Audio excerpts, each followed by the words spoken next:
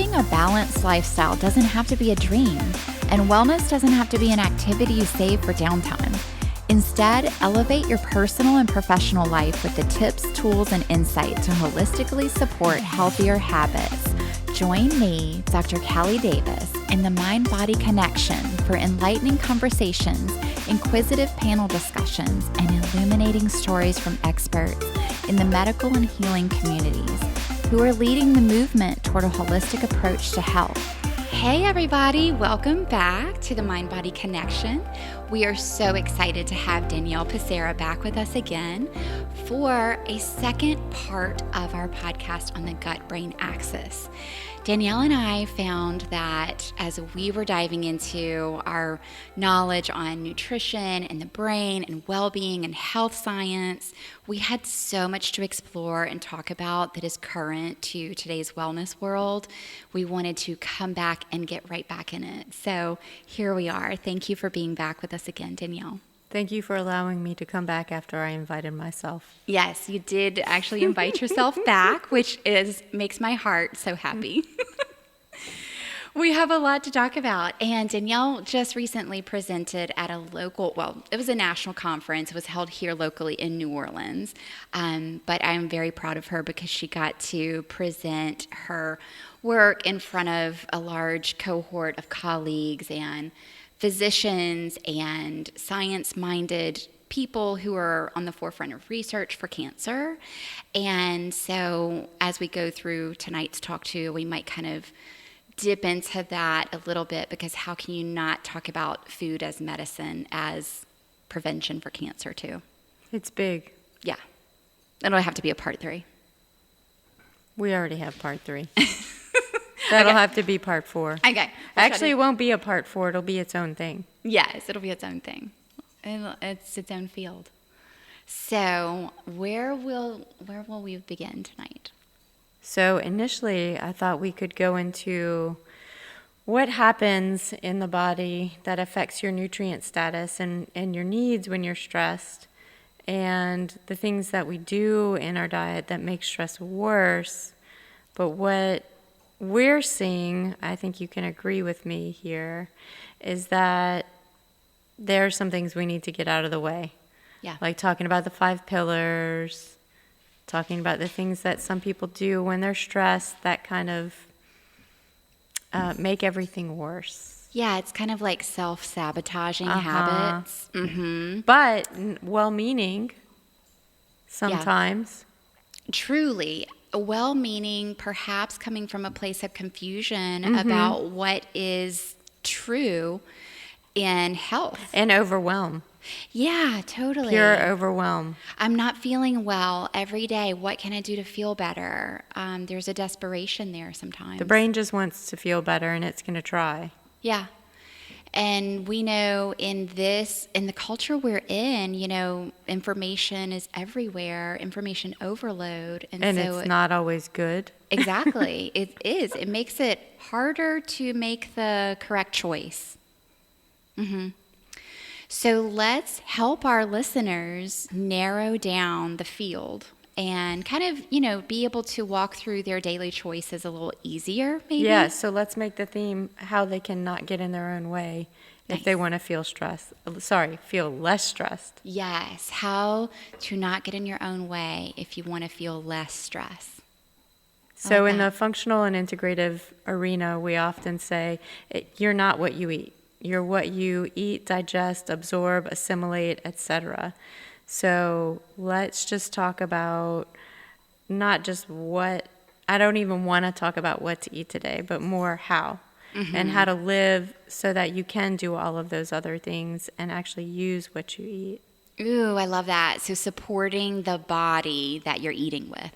But you have to get your body primed for digestion. That's where breathing comes in. And we forget to do it. Yes. We are not very great at conscious breathing in 2024 in humanity. And it's so necessary if you want to actually digest your food. Yes. Because if you're not in that state of rest and digest, which is the parasympathetic nervous system, then you don't really activate those digestive processes. And breathing is when you do a deep diaphragmatic breath, it's such a good way to do that. It automatically gets the body into a state where it can digest. And then it's going to increase circulation. You know that. You can talk more about what happens when you breathe in the gut. Yes. I mean, I love to use this visual of the diaphragm muscle as, I call it the Superdome. Here in New Orleans, we all locally know what the Superdome looks like.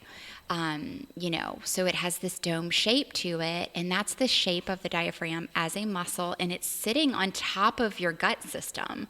So they are next door neighbors, and they have function that is so interdependent, like think about your literal next door neighbor.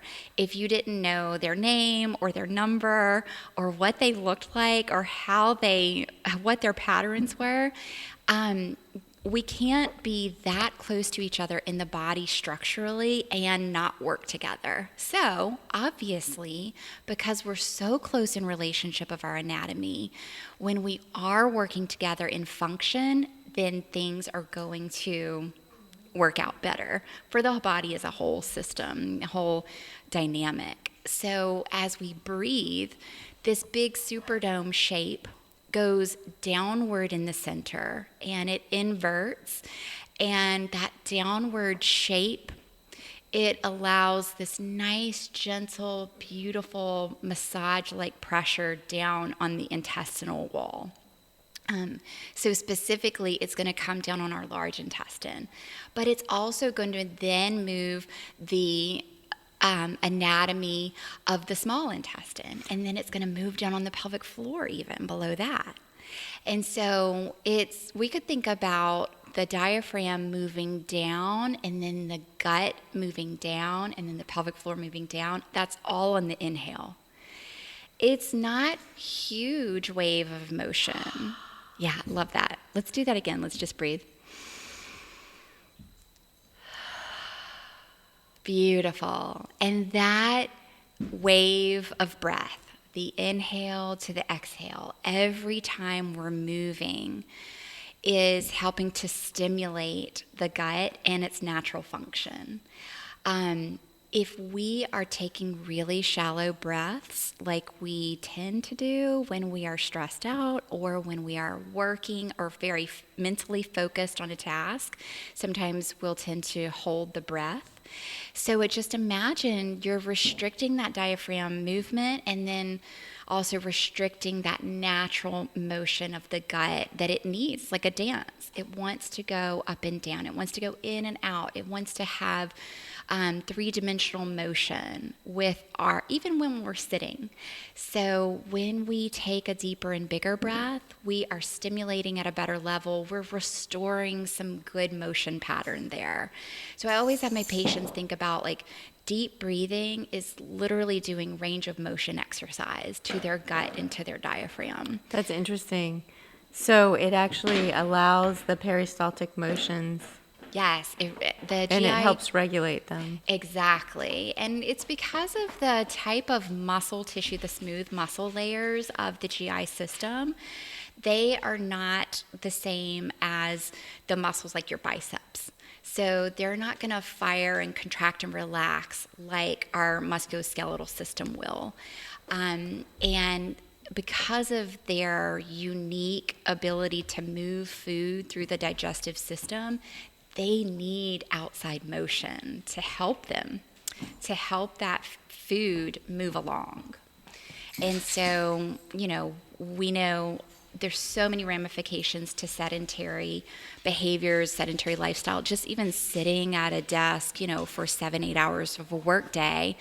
We know now that has really negative consequences. But imagine if we just zoom in to this diaphragm and gut neighborhood and look at those two systems together and realize the impact of deep breathing to that system while we're sitting. And we can give ourselves something good there. Digestion exercise. It gets juicier in there. It starts bringing the blood flow in there, bringing the oxygen, the nutrients. All of those pathways start to work better. Yeah, so when we're talking about how to eat, that's a key thing. You can't eat without breathing if you really want to be able to digest. And yeah, you can enjoy food when you don't digest it initially while you're eating it, but then it's going to feel pretty lousy. Yes. And we didn't mention Mr. Vagus nerve. Or Mrs. Yeah, thank Vagus you. nerve. I can't believe I forgot about that. Yeah, it made me, whenever you mentioned the stress or, the parasympathetics, we have to become more aware of how our nervous system is interacting in this neighborhood. Well, you can't, it's like a house with 2x4s. Yeah. You don't have a house without 2x4s. Right. You can't separate them. Right. Yes, totally. And when we include the functions of the nervous system, specifically in this neighborhood, vagus nerve is the one that innervates the diaphragm. So it gives its connection to the brain through the central nervous system, through the spinal cord. So it's a relay system back and forth from the brain to the tissues. And so when we get our diaphragm moving with deep breathing, the vagus nerve is coming online. It's waking up. It's doing a better job. And we kind of have some of these keywords like in healthcare, like regulation, self-regulation. A lot of self-regulation is going to come from the vagus nerve functioning well. And so we have these little body hacks like, okay, deep breathing, that's going to help stimulate my GI system. It's also going to help turn on my vagus nerve and help The vagus that nerve work. is like the on-off switch for the autonomic nervous system. Yeah. If it's on Yes. enough, but not too much, it's the parasympathetic. Yes. If you really overwork that on switch, it's sympathetic. Exactly. And so it requires a balance, And right? if it's off, then you're just dead. Yeah. If it's off, no good. No So, good. I have a question.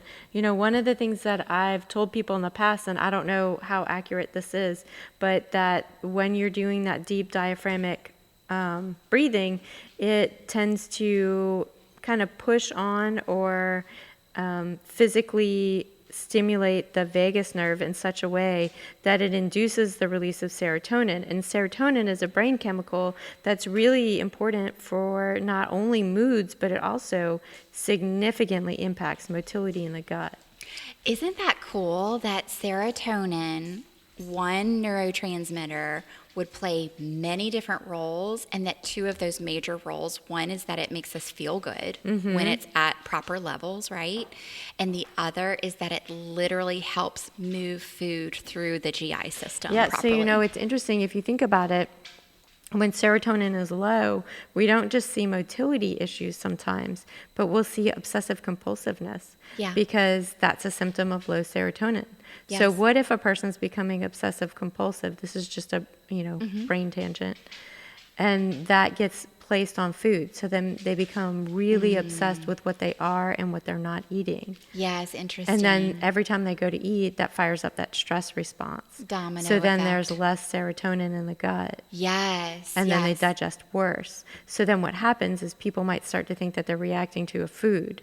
Right. But what's really happening is their body's having a stress response and they're not digesting. So it's not a food reaction. It's behavioral. And I love that you started this part 2 with how not to get in your way, because you said, first off, you didn't want to talk about foods to eat. You wanted to talk about ways to help support our bodies absorb and use those foods the best way. I didn't even think about talking about this aspect of it, but I have so many people come to me with food sensitivities. They want to know what they can eat when they can't eat anything. Right. And what I see with so many people is it's not really food sensitivities in all of those people. Yeah, they might have some, but more often than not, it's the stress response giving them these symptoms, not the foods themselves. Right. I mean, imagine, like you said, every time you would sit down to eat, you having, a fear response that you're going to have a symptom. Right. And fight or flight is not going to be a digestive system. It's not your friend. You don't want it to be your neighbor. That's right. Oh, okay. I love that. So the neurotransmitter serotonin, we know that it goes low also if we're not getting enough sleep. Mm-hmm. And when we get that great night's sleep and you wake up the next morning, you're like, I feel so good and refreshed. That's serotonin talking to you. So like that sense of well-being and that sense of relaxation, and also the mind and body method that you can achieve just by the deep breathing, it's all coming together in the same way, right? We're not designed to eat our food while we're running from stress and worry. We're designed to eat our food in a relaxing environment. Yes. That's not always the case. Right. You know, it hasn't always been the case for humans, but that's ideally what the body's, made to. Let me rephrase it. The body is made to digest in a relaxed state, not in a stressed state. Yes. So if you want to digest, you have to be in a relaxed environment, not like overwork, Right. not watching the news about the crash of the market or something. Or having an argument Politics. with a partner. Yeah. Yeah. A lot of the drama, right? Like- Drama at the table. Table with candle and music. Yes. That's how it should be. Yes. And good smells. And Fresh food. the other thing, you need to actually chew your food. Yes. Baby Yeah. food, applesauce. Mm-hmm. That's what it should be before you swallow it, people. Oh, tell us again. Yeah, I do. I don't think I chew my food that much to applesauce consistency. If you see identifiable food in your poop, you probably aren't chewing your food. Well, I don't think that's my case. Danielle and I both, I don't know. I hope that the average American knows how to look at their poop and tell whether it's a healthy poop or not a healthy poop. I talk about it with my daughter. Was it a healthy poop or not a healthy poop? She knows the difference. She knows the Bristol stool scale and what it looks like, right? Like textural. She knows what diarrhea looks like or what constipation can look like. And so We should post the Bristol stool chart. we should, because And a it's picture of the FYI. vagus nerve with the digestive system. I have some good ones. Let's post it on Yeah. the notes. Okay, that'll be great. Let me make a little note of that. So we've touched on some basics here, the breath and the diaphragm and how it interrelates with the gut function.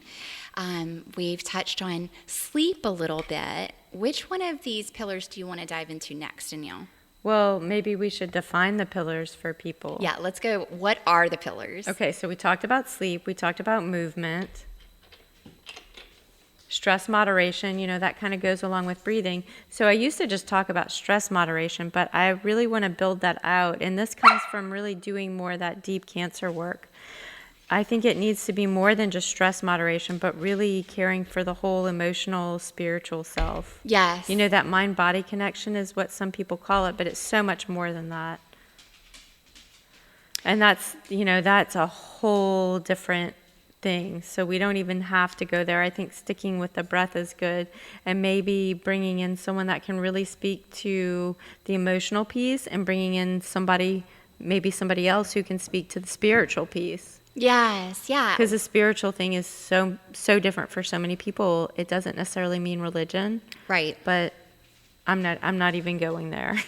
Well, I think if it's under that category, right, of how to manage stress, then it makes me think of our little group of practitioners, the Holistic Integrative Providers group, because in this little local meetup we have, it comprises individuals who offer all of those different layers of expertise, which is fascinating when you put it all together. Lauren Gaiman, Yes. Holly McKenna, Arwen Podesta. Yes. They definitely have the mental, emotional piece of it. Right. But we have some people who work a little bit more from that energetic, spiritual side too. Aline Salou, somatic experience, I've learned from her background, is a remarkably healing approach to working with trauma in the body and how trauma can get stored.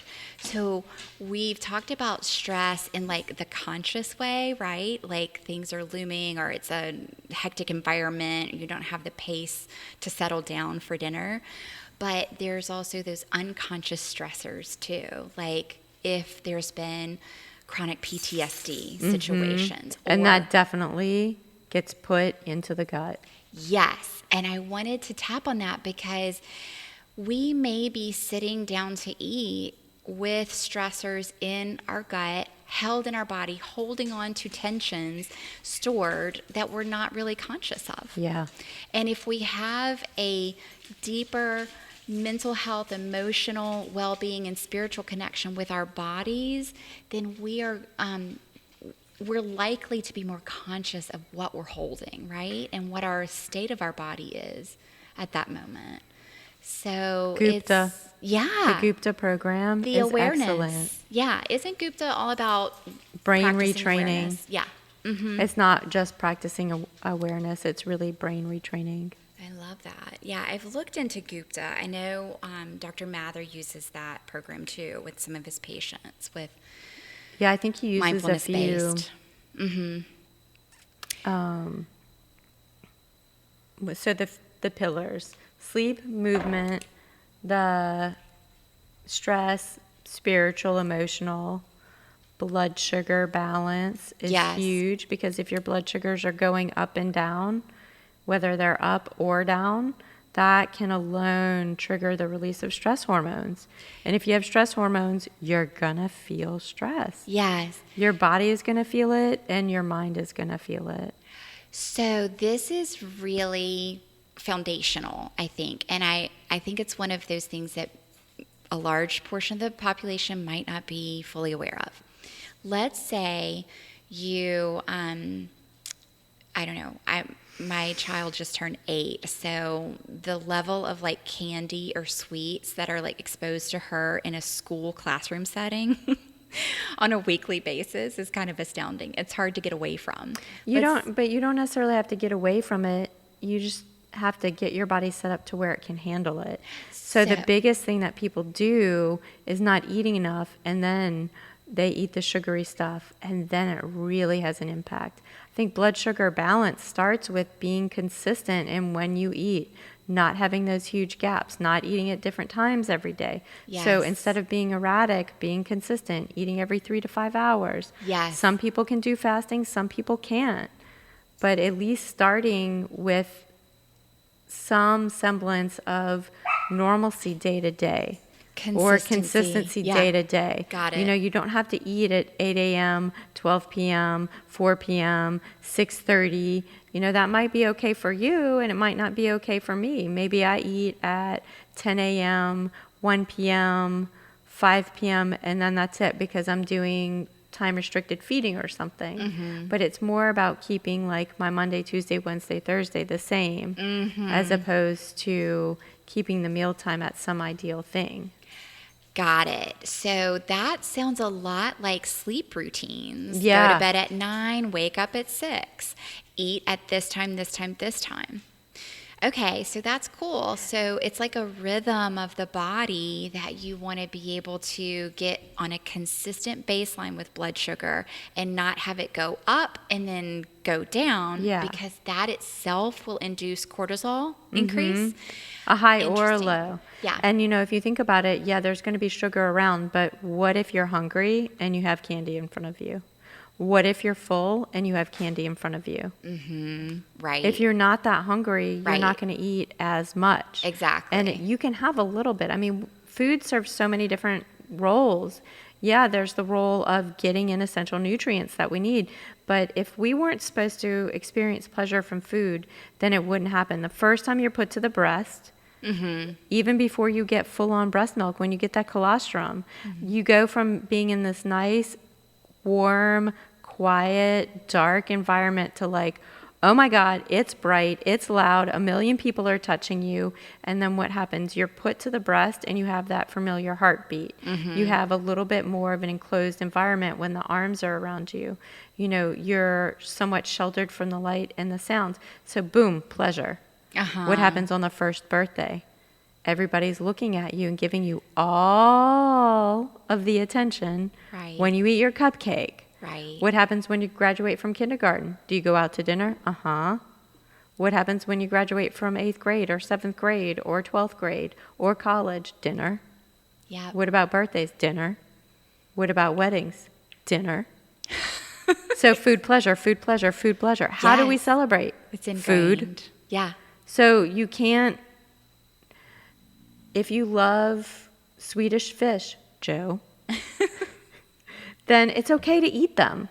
But be aware of how you feel when you eat them, how you feel when you eat 2, how you feel when you eat 20. And if you really check in, then it won't be a problem because, I mean, who wants to eat 20 if it makes them feel like poop? Yeah. And then messes up their poop. It's something that I feel like we need early education in, right? It's something that, again, I talk to my daughter about. How does it make you feel after that donut? How do you feel? Yeah, but I think also in this culture, there are so many, especially for us, maybe more so than our kids' generation. So the generation of our mothers, Yes. myself, yourself, there's this subconscious, oh, ice cream is good. Oh, you shouldn't eat ice cream. Aren't you Yeah. ashamed of yourself for Yeah. eating that? You should never take pleasure in food. You're going to get fat. You're going to put on too much weight. Oh, look at her. She just let herself go. Yeah. We're getting really into our Southern culture and our mothers. There she goes, hips swinging like a church bell, like church bells on a Sunday. Danielle, I love her Southern sayings. So blood sugar balance is not just about consistent eating. It's also about balance of what you're eating when you're eating it. You know, you can eat wonderful foods like lentils and broccoli and wild rice and apples and oranges and dried cranberries. But if all you have is a big plate of carbs, that's not balanced. It could be healthy carbs, Right. but it's still not balanced. So a good balanced plate would look something like half of it is vegetables. Yeah, you can have a little bit of fruit in there. Maybe a quarter for most people in America. Most people in America don't tolerate carbs as much as they like to eat them. So probably a quarter of the meal is carbs. For some, that's going to be too much. A quarter protein. And that could be too much or too little for some, you know, it really just depends. And definitely some healthy fats in there. You know, those unsaturated oils, not the canola, not the safflower, sunflower, soy, grapeseed, corn, but things like the olive oil. Olive oil is so healthy, so medicinal. Avocado oil is a great one for high heat. Coconut oil has its own benefits too. Hemp and chia and flaxseed oil, they're all great. I love that you just gave us a list of all the good Tahini. oils. Kelly can tell you I push tahini on everybody. And we love it over here. It's so mineral dense. It's a great source of nutrients. It's a good source of fat. And you get some protein in there. Avocados, another superfood. Yeah, so avocado in itself, do you love it because it's so balanced just in one food? Like it's a healthy fat and a healthy, Fiber. yeah, The together. microbiome loves it. Uh-huh. But it's really good for a lot of things too. In the lecture I gave on Saturday, I talked about the top anti-cancer foods. Olive oil was one of them. Nice. Avocados were one of them. Yes, I mean, I could just eat that all day too, though. It's some of my favorites. But they're great. Like I said, the avocado, the microbiome loves the fiber in avocado.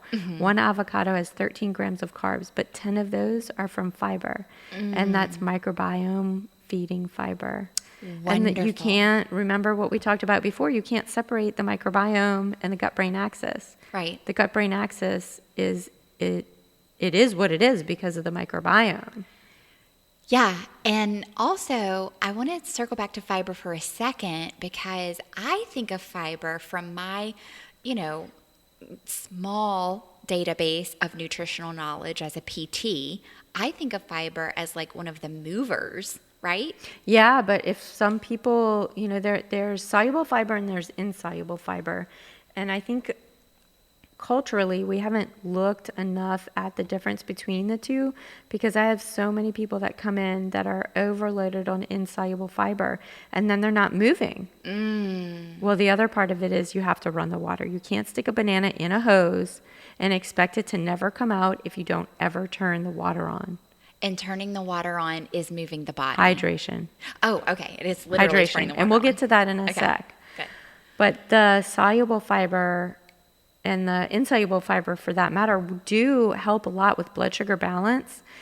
The soluble fiber, both of them will help some with motility, but I think for a lot of people, unless they have a really bad case of SIBO, which is small intestinal bacterial overgrowth, the soluble fiber can be more helpful for those with motility issues.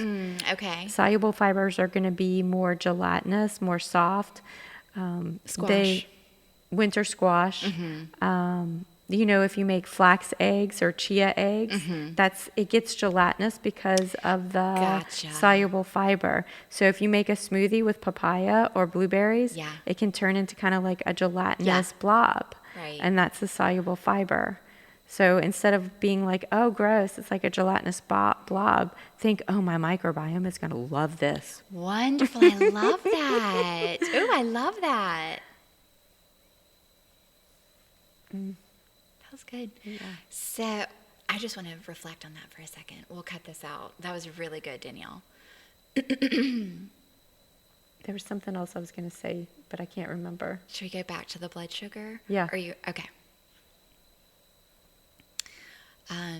And you wanted to go back to hydration too. So the 5 pillars we've talked about: blood sugar balance, sleep, and we're going to talk more about sleep in a sec. Movement, and that's all kinds of different movement. The stress, mind, body, spiritual, emotional. Hydration. Hydration is the 5th. So hydration, say it. Oh, hydrate or dihydrate? As one anti-cancer person or one oncology nutrition therapist said, Jess Higgins is her name. She's not the only one who said it, but she's where I heard it. The solution to pollution is dilution. I love that. That's fun. So if you are not hydrated, think about it. Digestive juice. Yeah. You need fluid to make it. Yes. But hydration also allows things to move through the gut. Think about having a whole bunch of dirt. If you want to do something, we're talking about dry dirt or like wet dirt? Like it's kind of like rough and Yeah. it's crumbly. Yeah. And it's harder to like plant a plant in there and like have it stay upright or something. Yeah, it's all but if you put separated. water in it, it kind of binds together Yes. and helps everything kind of come together. So it's kind of the same with water. But being dehydrated is a stressor to the body.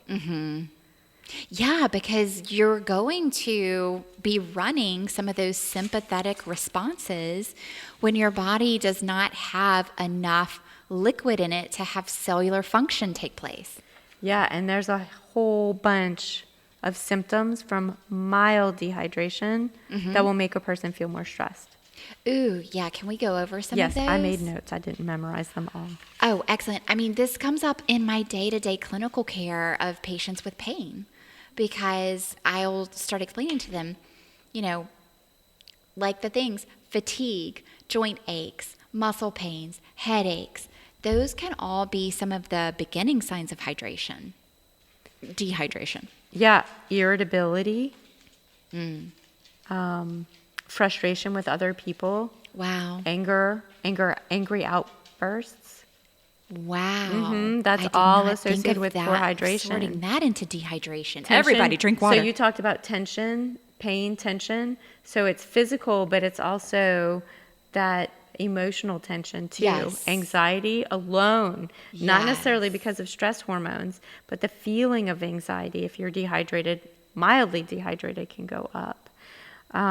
Your mathematical brain essentially gets shut down a little bit. Visual spatial processing. It's a lot. I need to look at my notes. Less vigilant, decreased reaction time, decreased attention, impaired memory. That is fascinating. So think about it. If you're sitting down to do work and you're dehydrated and your brain doesn't work, aren't you going to feel more stressed?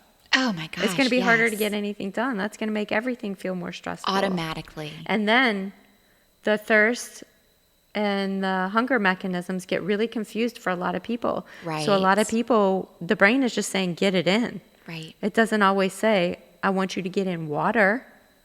So what the brain does sometimes is like, I want to get in like those Swedish fish, Joe.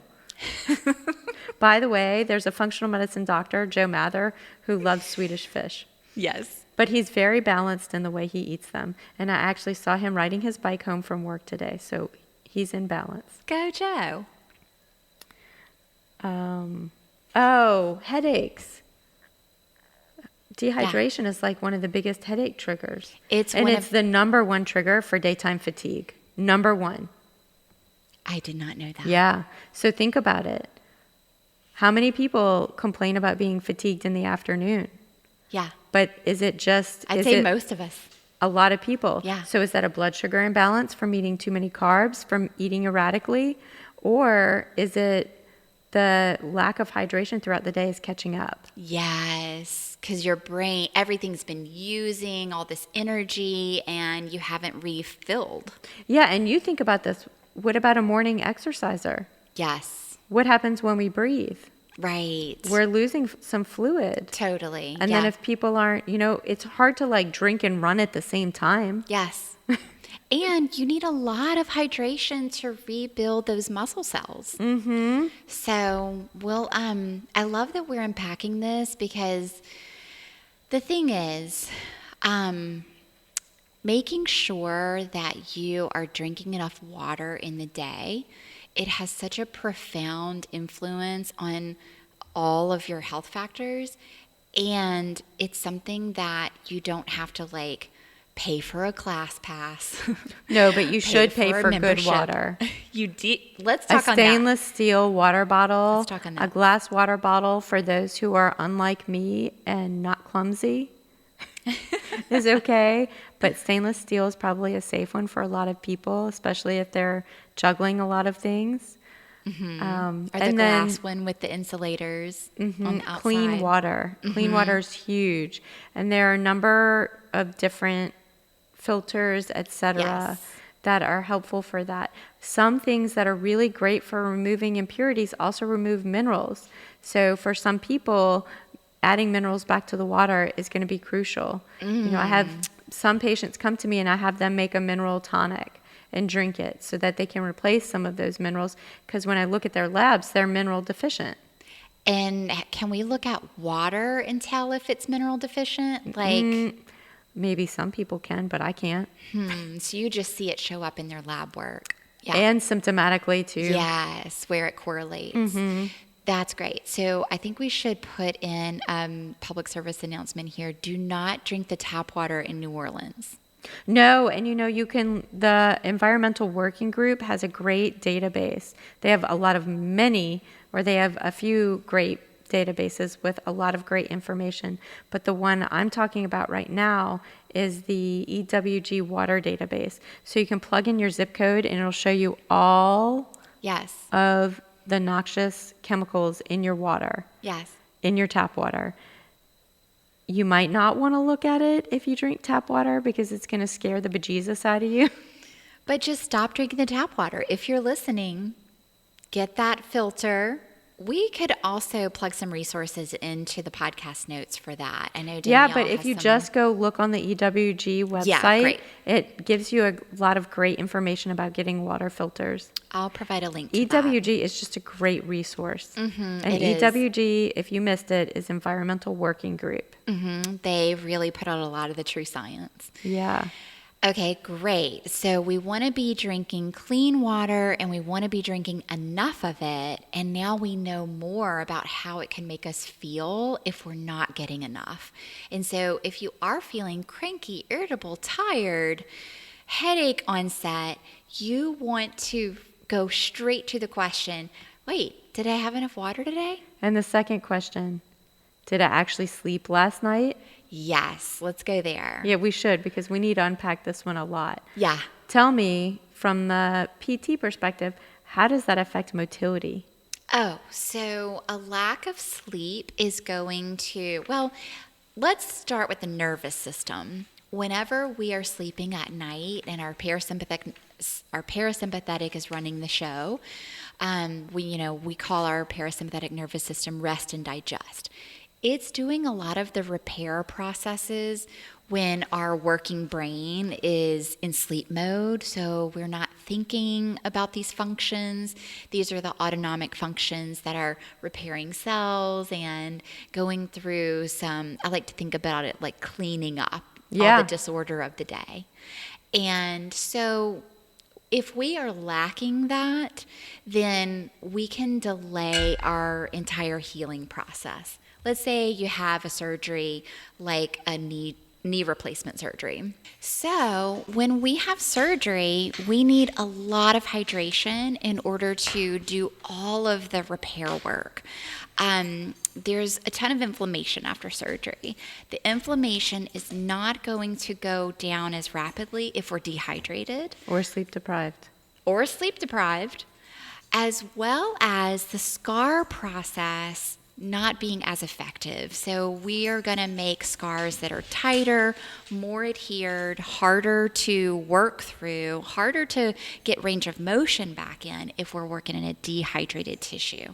So I tell all of my patients, especially post-surgical healers, hydrate, because it's going to make a big difference in their scar healing and their outcome eventually.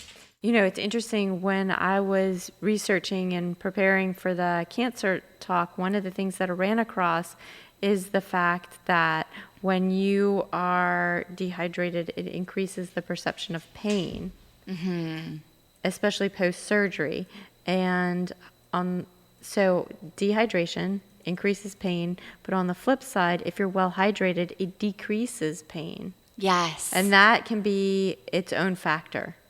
Yes, for sure. A lot of our tissues and organs are made up of water. They consist of water, like the disc in between the vertebrae and the spine. The disc is 90% water, 92% water.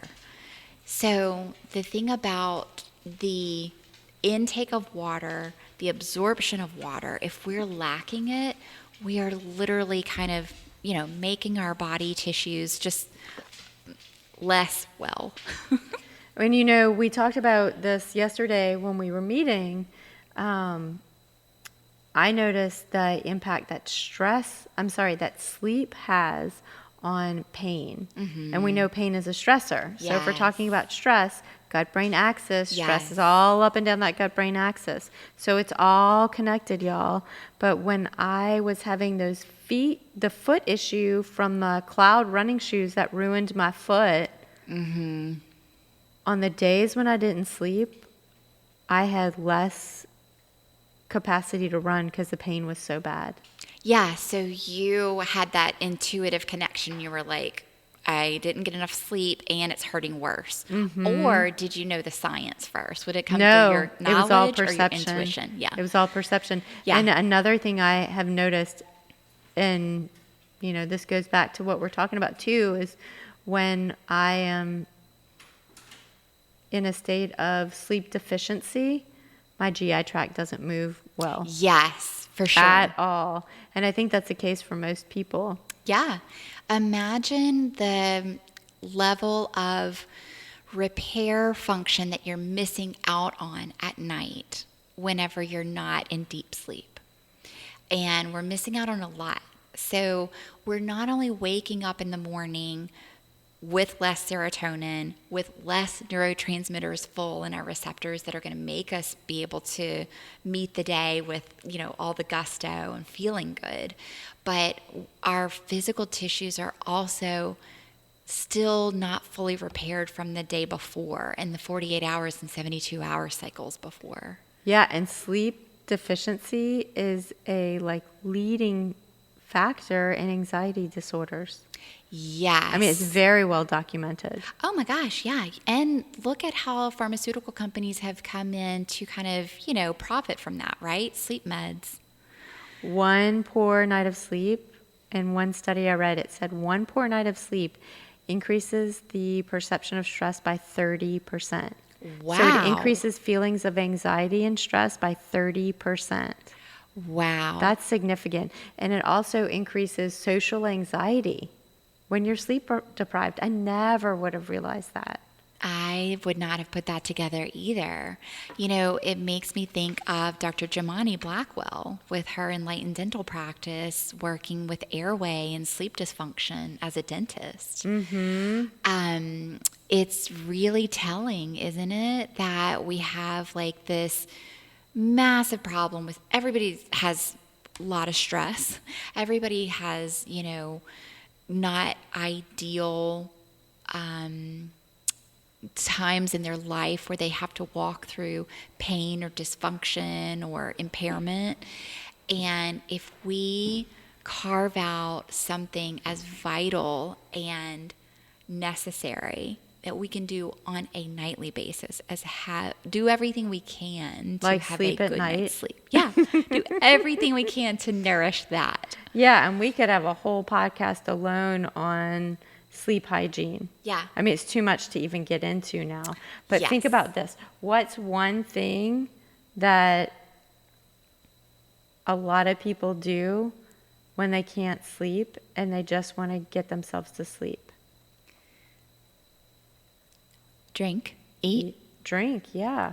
Having a glass don't of do wine to that. go to sleep. Gotcha. Putting bourbon in the baby's bottle to settle Oh. the baby down. I Never mean, was my thing. that wasn't my thing, but you know, I have friends whose mothers did it. Yeah, right. It was a generational thing. It was. So that's interesting. Alcohol is a big sleep disruptor. Let's dive into that. I know we've hit on some of the cultural things here, like how food is intertwined with every milestone in life, right?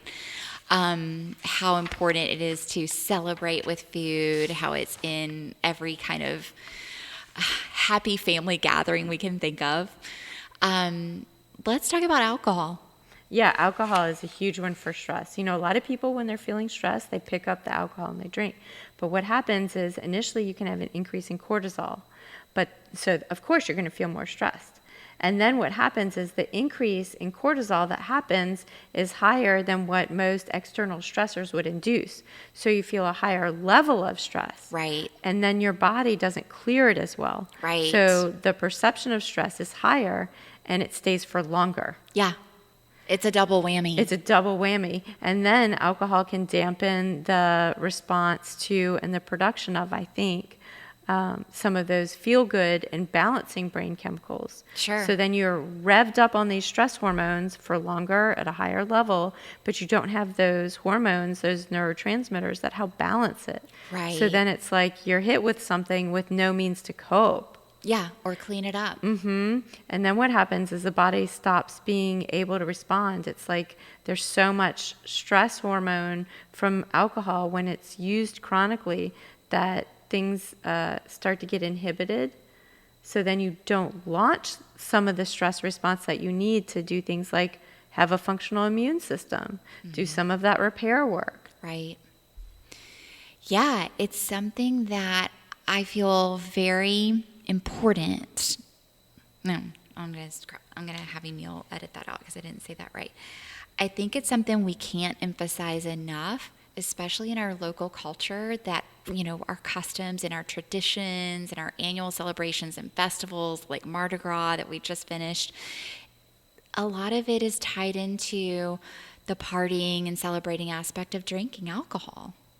And I think that if more individuals had the level of education and awareness around what alcohol was really doing as a toxin, you know, keeping them from getting that good night's sleep, digesting well, repairing cells that they need, being able to have good energy, less fatigue, I think that we would have a lot less drinking people in our society Well, here. who is not stressed now? Right. Everybody is stressed.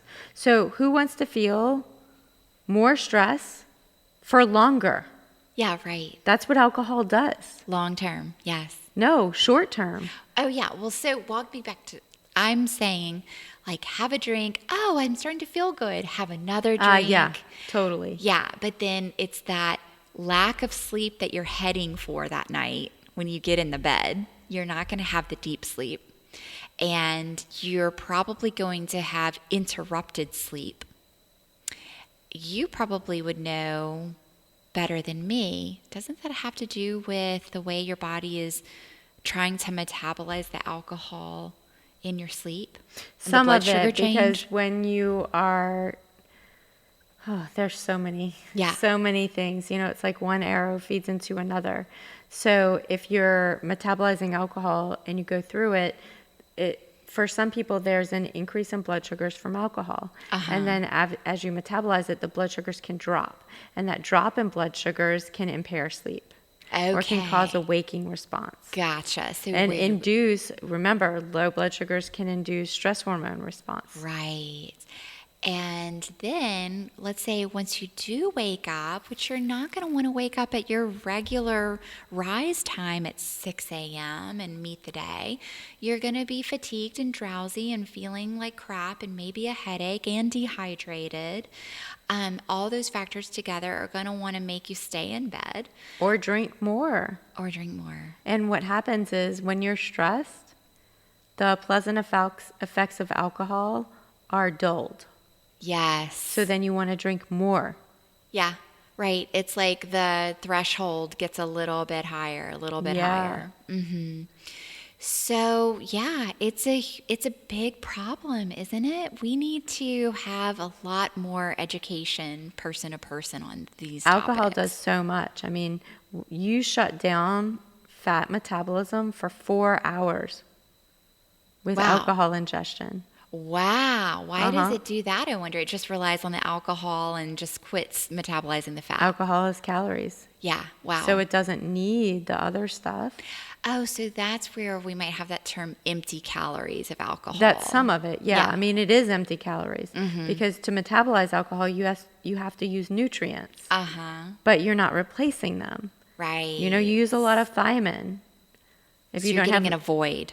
If you don't have enough thiamine. So 2 things that drive down thiamine: too much processed carbs, factory foods, and alcohol. And then if your thiamine drops, you can be anemic, certain kinds of anemia, but also it impairs blood glucose moderation or modulation. Then the cycle continues, blood sugar up and down. Stress response.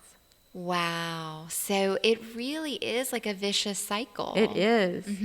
It really is. And combine that with what we know of genetics and inherited traits and alcoholism in families. And if you have some of that lingering in your family tree, then it's really hard sometimes to be in an environment where the culture is very liberal with drinking, as well as the customs of how we eat and celebrate at the table together. Yeah, we talked about pain. Yeah. What about alcohol and pain? Right. Huge. Yeah, totally. Huge. Well, alcohol as an inflammatory driver. It is. It's an it creates massive amounts of oxidative stress in some people, oxidative stress in the brain. Yep. But tons of inflammation, especially in the gut. The microbiome hates it. Yeah. Alcohol can kill good microbes. Yeah, I would think of that even back to like labs in college, like knowing that it's too acidic, right? Yeah, I mean, what do you do when you want to kill? Yeah. Pour alcohol in it. Yeah. Soak the needlehead in alcohol. Right. Right. So that is not good chemistry for all of those good gut bugs that we want to thrive and grow. Back to the gut-brain axis, how groggy and unfocused and lack of concentration can you feel after you've had too many drinks one night? Your brain is literally not functioning for you.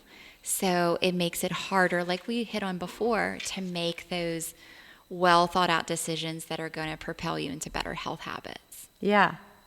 And then when your blood sugars are up and down, think about this. you're drinking, your blood sugars are up a little bit from the alcohol, then your body's metabolizing it, they go down, but you have impaired thinking. So what are you going to do when it comes time to feed that hunger and that increased appetite? You're going to go for the wrong kinds of foods. What are they usually? High inflammatory fat foods and way processed carbs. Yeah. So then you get yourself on that roller coaster. Cheeseburger and fries, y'all. The carbohydrates are just, they can be pleasure foods, but really they have no business being in our diets at the level that they are today. Yeah, so much consumption of it, high levels of consumption. Factory and foods. Convenience Yeah. drives it, right? Or, like we're saying, behavioral changes have hit, and there is an aspect of you that is just driven to go through that McDonald's drive-thru and get that cheeseburger and fries and Coke. You know, what I have to say here, we're not shaming anyone. There's many of us in the population who make this choice and also try to balance it out and live a healthy life and make other really good choices on top of that, right? Yeah. I definitely had my fair share of cheeseburger hangovers in college. So we can't shame any of us. Mine were candy corn hangovers. Oh my goodness. There's a particular place, Emil and I both know it, in Baton Rouge called Louie's Diner that had the best hash browns, and those hash browns were like So good when you were hungover. So yeah, let's say that plays out over a long span of your life, and you are going to experience chronic disease as a result of those habits over time. Yeah, and that's a whole nother thing. Yeah. So what is it that you crave when you're stressed? Chocolate. Yeah. Yeah, I love chocolate. A funny thing about, I always tell Emil, he makes the best latte in the universe. And I think in the morning, it's become such a touchstone of my morning. I know that it's not the healthiest habit in the world to have caffeine in the morning, but the latte is divine. It may not be bad, everything is like a yin and a yang. Yes. There's a little bit of good in every bad, and there's a little bit of bad in every good. And for some people, coffee is a good thing. I definitely love my latte in the morning. I want to go back to the chocolate. Yeah.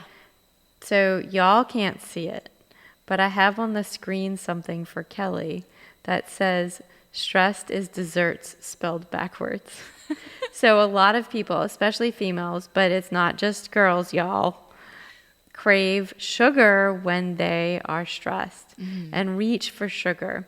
Well, sugar is going to be one of those things that drives down thiamine.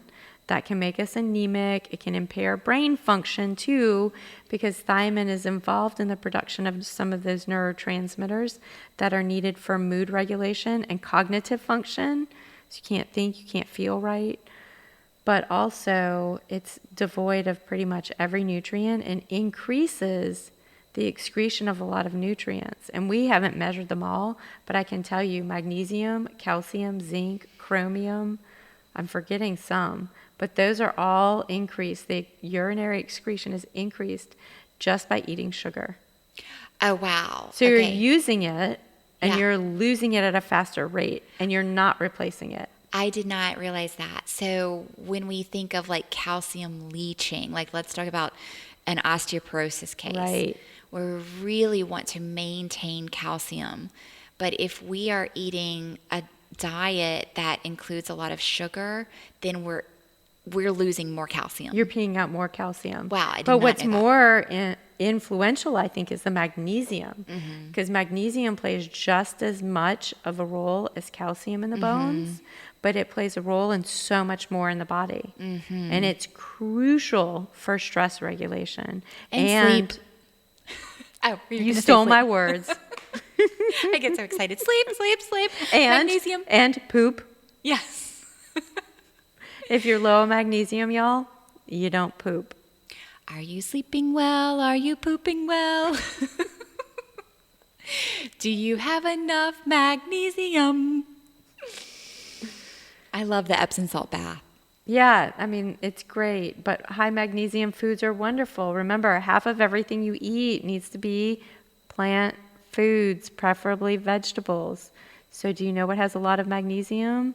Those dark green leafy vegetables that are not necessarily in the cruciferous kingdom. So spinach and chard. You know what else? Tahini. Yum. Brazil nuts. Oh, yum. Almonds. There are a lot of yummy sources of magnesium. So when you're craving sugar, there's a brand called Soom. It's spelled Soom. Why don't you go get a thing of Soom and take a teaspoon, or maybe you need a tablespoon as a snack, of chocolate tahini. I have it Dark in my fridge chocolate right salted tahini. I have it in my fridge right now. We're going to have to take a break right here so I can go grab the chocolate tahini Soom out of the fridge so we can snack on it, because it is the most divine, yummy snack in the world. And I love that now I can say, oh, I'm getting my magnesium.